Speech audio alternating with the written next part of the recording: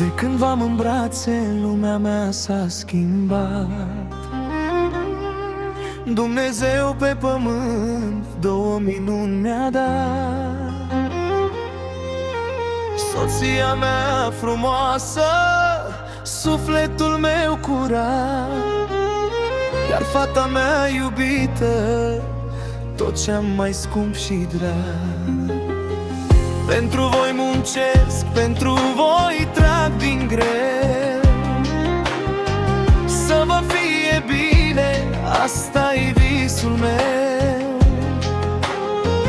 Voi sunteți averea ce n-o dau pe nimic. Lângă voi în viață mă simt cel mai bogat om din lume. Oh, voi, reginele mele, vă iubesc până la cer. Pentru voi aș muta munții dacă mi-ați cere.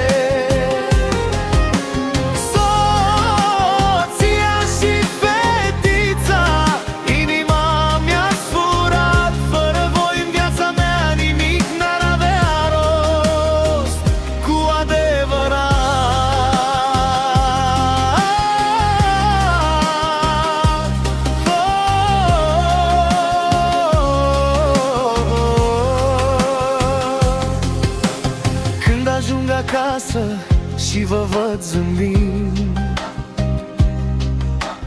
uit de toate grijile ce mă țin la pământ. Fata mea e rază care-mi luminează drumul, iar soția mea iubită îmi alină sufletul. La masă împreună, asta-i fericirea mea.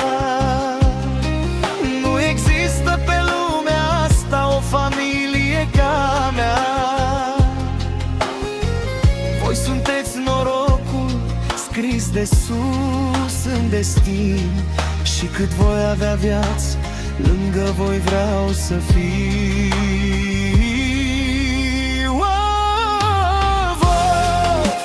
Reginele mele, vă iubesc până la cer. Pentru voi aș muta munții dacă mi-ați cere.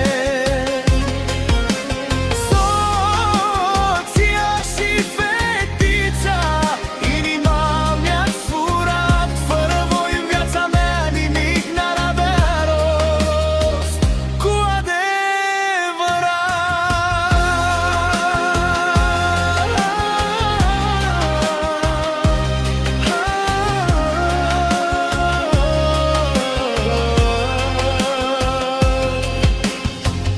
Lumea să audă cât de mult le iubesc, pe soția și pe fata mea, pentru ele trăiesc. Aurul și banii trec, dragostea rămâne.